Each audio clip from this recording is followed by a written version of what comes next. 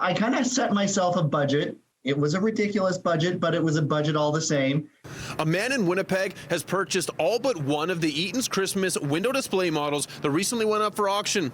The memorabilia will now sit with other Eaton's items like original bricks, ceiling tiles, and watercolor paintings from the historic store in a at-home display.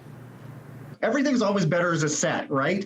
Corey Quintain used to work at Eaton's and has fond memories of the iconic store.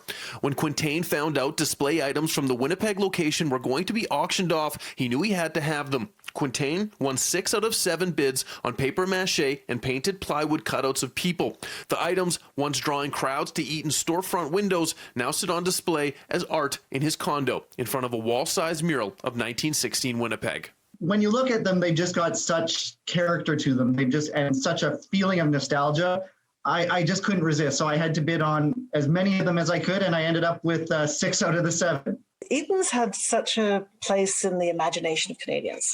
Catherine Cole is a historian and guest curator with the Canadian Museum of History. Cole says Eaton's, which was founded in Toronto, grew to become part of the social fabric of Canadians and helped settle the West with its mail-order catalogs. At one point, you could even buy a prefabricated house through the catalog, and Cole still remembers looking into Eaton's Christmas display windows every year with her grandparents growing up during the holidays. The Winnipeg store was certainly the mothership for people in Western Canada, and Winnipeg itself was such an important hub until the 20s, until the construction of the Panama Canal. Upon completion of the Panama Canal, Winnipeg was no longer the gateway to the West. The Winnipeg Eaton store closed and the company eventually went bankrupt. As for Quintain, his Eaton's collection is always growing, and he's still optimistic he may end up with that one Eaton's auctioned item that got away from him.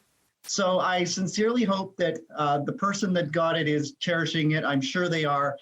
Or if it's someone that bought it for me for Christmas, I am so sorry that I drove the price up for them. That was not my intent at all. In Winnipeg, Mark Neufeld, City News.